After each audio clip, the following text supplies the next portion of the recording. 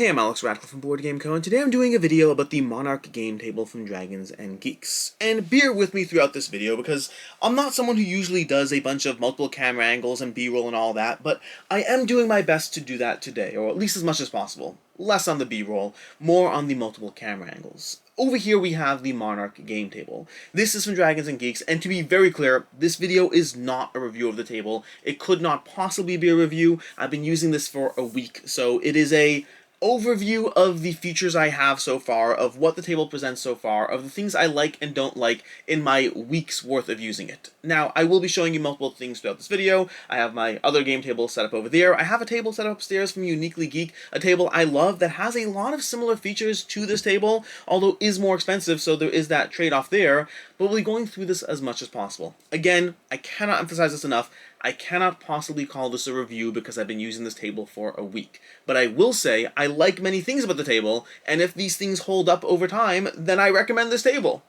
If these things hold up over time. Let's go ahead and dive into it. Let's show you everything. Let's talk about the various things. And I will be grabbing my little camera over here at different points to be able to walk around and show you. The reason I have two camera angles is not because this is a particularly compelling camera angle, but rather because this way I can pick up my camera and start showing you the various things on the table. But we'll get to that in a second. And I know you can see the camera over here. It is what it is. I'm working with what I got. Give me a break here. But with that said, let's dive into this table and let's talk about what I like, don't like, and ignore the not so great lighting. Again, not my usual setup over here as far as things go. So this is the Monarch game table, and there are a few things going on with the table. Number one, this is a table. It's a board game table. It's a board game table in which you can go ahead and pick things up over here. In fact, let's go ahead and show you from this angle over here. Let's see what we can do over here. Let's grab this and start moving around over here as far as this goes. Let's get this going. Let's put this over here. Sorry for that. Give me a second. I just need the mic over here. But we're going to go ahead and push this up over here and grab this and move the first leaf off the table. Now, they do have a leaf storage system in place. So if you do want to get some sort of leaf storage, they have that in play. I don't currently have that. Right now, I just have the table and then a few cup holders. These guys over here, these cup holders over here, I have two different sizes. They come with little cork coasters inside. They do a job over here, so you can put a wine glass in there. And then I have the slightly larger cup holder, and these are all on a magnetic rail as far as these go. These are the larger cup holders, which again pop out, but this time no wine glass in here. This would just be a hole, which is less useful. So the other one has a reason to pop it in and out, this less so. And over here we have the leaves, like I showed you already. And let's start showing you some of the other things. So a few things going on over here. Number one is over here, this over here is really solid. Now, I've had multiple, well, I guess not multiple. I have two tables that have that particular system over there, the way where you hit a little button and it goes up. By the way, as I scroll around the basement different ways, I'll show you different things, but ignore the mess. It's always a mess. I'm doing the best I can over here. But that particular thing over here, this is very solid. This, like, the only other one I've had on my Uniquely Geek table does kind of, we catching it over here? Yeah. Does kind of, was a smaller one that did break and had to be replaced. That's a very solid piece of brass. Oh, also, by the way, this whole table, I was able to grab the table, take it downstairs myself. I don't recommend that. We'll get to that shortly. But this entire table you're seeing over here, I was able to assemble this myself, bring it downstairs myself from the carton that it arrived in, and the only thing I needed help with was flipping it once the legs were on and assembled. The entire assembly process, maybe 15 minutes, maybe, probably not even that long. You're going to get the table in this giant block over here. You're going to get the individual legs that you'll have to go ahead and assemble, and then you'll have to put that little brass pin together. So overall, around 15 minutes to assemble, not that long at all. The part that you do want to be mindful of is, even though I was able to bring this downstairs myself, and it is coming downstairs, it's coming down a whole flight of stairs from outside, I was able to bring this entire thing down myself. I don't recommend that. That was me being ambitious and wanting to get the table set up as soon as possible, and the reason I don't recommend it is, while I was able to do it myself with a bit of work, first of all, it was a little scary because the table is heavy, and going down the stairs with it was definitely a little nerve-wracking. Also, at one point, I rested it on the stairs, which I thought would be a good idea, or a fine idea, not a good idea. I thought it would be okay, but it was not okay, as evidenced by these scratches you can see over here. To be very, very, very clear, this is not the table's fault. That is the price of me resting the table's edge on the metal lip that the stairs have, and thinking I'd be fine. that was a mistake. This is not the table's fault. This is only, I debated not showing it to you at all because I don't want you to judge the table for my own poor judgment, but I do want you to be mindful that if you do get this table, don't make the mistake I did. Don't think you can do it yourself. You might be able to, but there might be costs along the way. Now, one thing I do want to talk about, because so far I only have one caveat, that's not true. So far I have 2 caveat complaints around the table, and if you're like, Alex, you've been using the table for a week and you have 2 complaints, that's not great. Fair, but let's get into them and talk about them. So number 1 over here is these little leaves over here. These don't slide together as well. They don't hold together. Basically, you know what? I'm going to go ahead and put these back in the table over here. Let's grab these over here, put them back over here so you can see what's up. But if I put these back over here, I'm going to grab the other one and put it back into the table. We'll have to pull it out again, but at least this way you'll see what's up. If I push this in, you can see there's still a leaf little option over here, so there's still a little divot. Now, I did reach out to them because I did have suspicions around why that is, and my question to them was effectively, is that to account for the fact that wood expands over time? Because I have this system in my table upstairs. My Uniquely Geek table upstairs, which I've been using for 6 years-ish, somewhere along those lines, a while now, it's been a while. My Uniquely Geek table has, maybe less than that, maybe 3 years? Has it only been 3 years? Maybe 4 years? Before I did content creation, so probably 4 years. So the Uniquely Geek table, which I have had for around 4 years, has this leaf system in play, where you have a table, and then the leaves are indent as opposed to overlaid. Now, I like that system a lot. From all the table systems I've seen, that's my favorite way to have a board game table. It provides a level surface that is always the same, as opposed to, for example, over here, this table over here, which I do like, I've covered this table in the past, that table has leaves that go on top of the table, as do many other systems. The game theory table has that. Other table systems have that. And when you have leaves that go over the table, what happens is you have different heights for when you're playing versus when you're not playing, and I find that throws me off a drop. I like both the look of an inlaid leaf as well as the fact that the table is always a uniform height. Now, the downside of my Uniquely Geek table upstairs was that over time the leaves expanded and no longer fit into the table. I had to actually send them back to Uniquely Geek. Now, shout out to Uniquely Geek over here. They covered all the costs, they took care of it, they took care of the whole thing. Like, they're like, yep, it's our table, we're completely going to take care of you. And they did. So shout out to Uniquely Geek over there. But effectively the leaves did expand over time, which meant that these leaves eventually didn't fit into the table, and I had to get them trimmed, and I had sent them to Uniquely Geek to trim them. So when I saw these gaps over here, and to be very clear, the foam gives enough pressure that you don't have to worry about things, but there is a drop of a gap in between these leaves, which, especially if you're going to spill a liquid, it's not the best, and if you're playing a roll and write, writing over this gap is going to mess you up. So that gap is not the best, not the worst either, but not the best. But hopefully, so I reached out to Dragons and Geeks, and they're like, yeah, that's to account for wood expansion over time.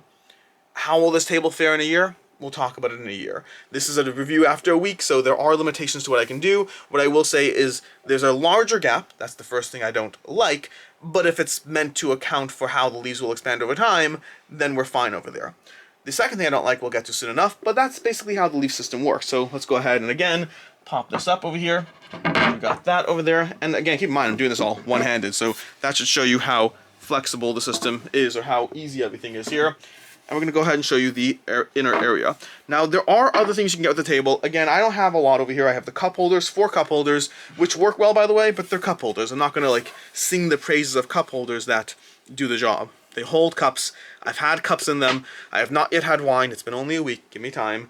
But I have put seltzer into one of the cups over there. So it accounted for that larger cup holds my seltzer mug very well. I will say these cup holders do not hold mugs very well. So if you have a mug with a handle, none of these are really going to do the job, at least not there.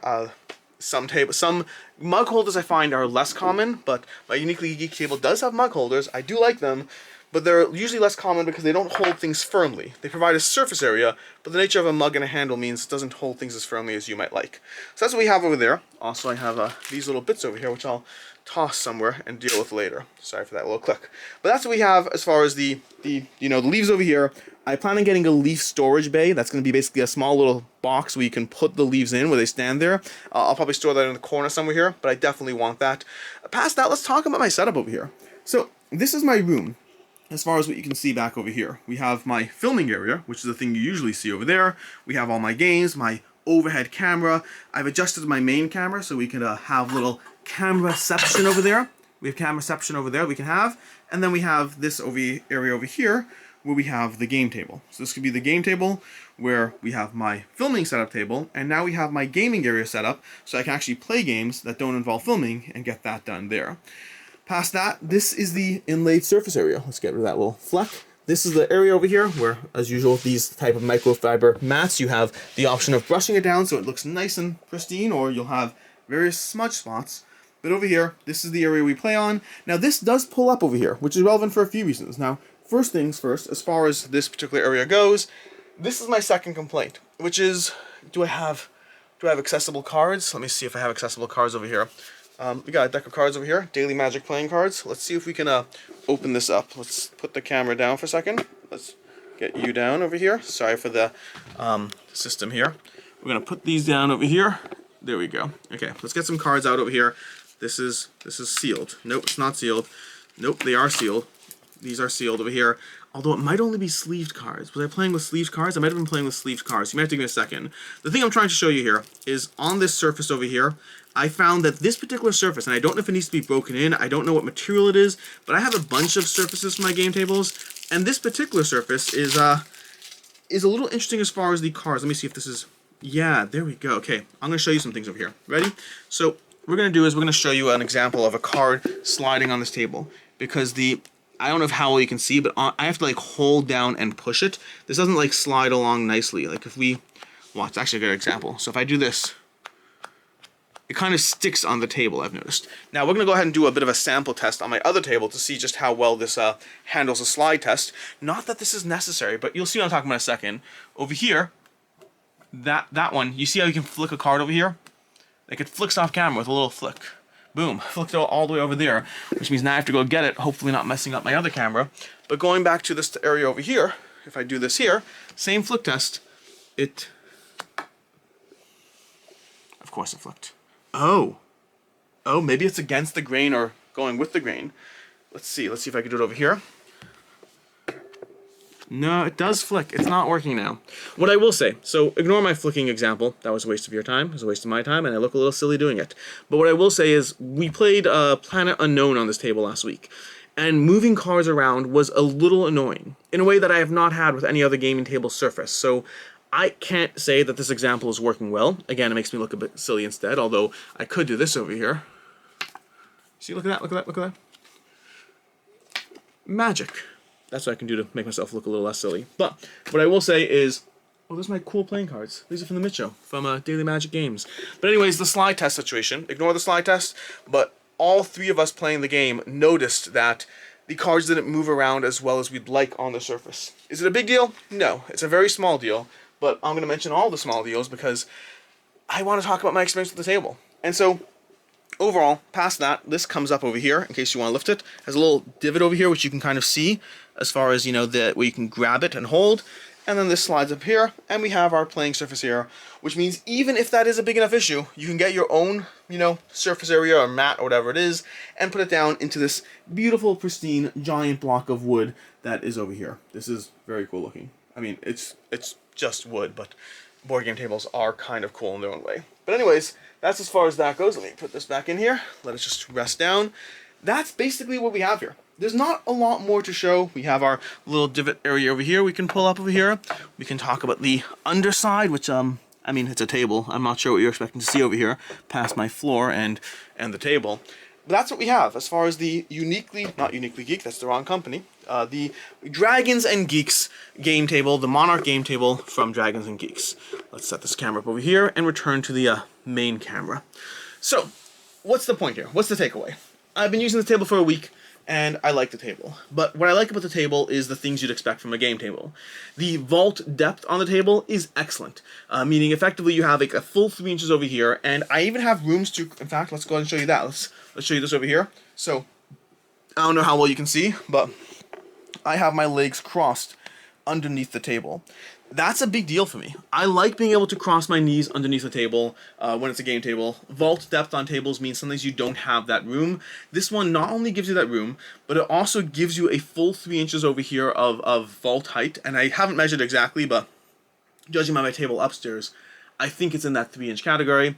And over here, the reason that's relevant is because very often I find that 3 inches is around enough what you need to be able to store miniatures well underneath a game table. If you want that game table vault height and you want to be able to store your Zombicide, your Massive Darkness, your Marvel United, most miniatures, and yes, that was a free ad for Command with 3 Command games listed there, but that is a lot of my miniature games. But I find 3 inches is often a good amount to be able to store most of your miniatures without having to tip over that many. Once you go higher than 3 inches, you have to tip over 1 or 2, which is not a big deal. Usually you just take that big abomination or whatnot, turn it over on its side, and you're good to go. But it means you could have a table set up that you could play with in this vault area, in this gaming area, and be totally fine as far as being able to cover it, and so you can come back to it, do what you need to do. You could have, this area is big enough as well, you can probably have a solo game set up on one side, or even be covering 2 games. It's not a huge table. They do have different size tables, I believe, if I recall correctly. The pledge match is open for like another week, I believe, somewhere around that range, so act quickly, or alternatively get your hands on it later. I'm sure they'll be selling it down the road. This was a very affordable table. I did not pay for the table. Understand that walking in. Again, this is not a review. This is me telling you my opinions, my experience with the table in the week I've had it. But also understand I did not pay for the table. I got this to be able to show you. Take that into account throughout the video. But hopefully I've shown you the dents and scrapes, which aren't their fault. I've talked about the gap between the leaves, which I think won't be an issue. And I've talked about my experience with the playmat, which is a minor issue, but still an issue. Past that, I like the table. It is small. It fits in my space. I needed a small table over here. I like the leaf system a lot, and I have a lot of experience with using that type of leaf system. This over here, very solid production, assembled in 15 minutes, brought the entire thing downstairs myself. I do not recommend that. And so far, we've played 3 games on it, and it's done a great job with those 3 games past that sliding card issue.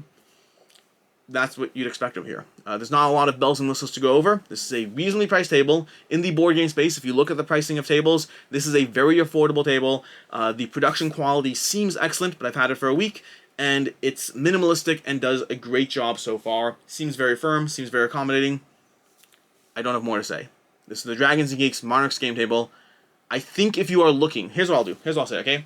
I am always very hesitant to give that much advice when it comes to game tables. They're expensive. They are very expensive. My Uniquely Geek table was maybe $6,000. It was a custom order. It had a lot of, like, you know, it had a very specific leg system and the way it works, and it was the first of the kind. It's called the Radcliffe game table. If you go to Uniquely Geek tables, the Radcliffe game table is because I custom designed the table I wanted, and they started making it. So I liked it a lot, but it was like $6,000 and plus accessories and all that, and it's a lot of money. My table over there, which I always Band Snatch design. The Band Snatch is the company, but I can't remember the name of the table. But my table that I use for my main filming setup, it's great. It does the job. It has a lot of extras, like, you know, in the way, like the various divots, the cup holders, the rail racks, a lot of fun things. But again, a little more expensive. This table, I've only been using it for a week, but if it holds up, this is a table I can easily recommend because of the price point of the table. The price point on this table is very competitive. It's aligned with the cheaper pricing options from board game tables, and I think cheaper tables that do the job are something I can easily recommend. This is possibly, from a pure price point stance, this might be the game table I would recommend you get your hands on, with the caveat that I've had it for a week.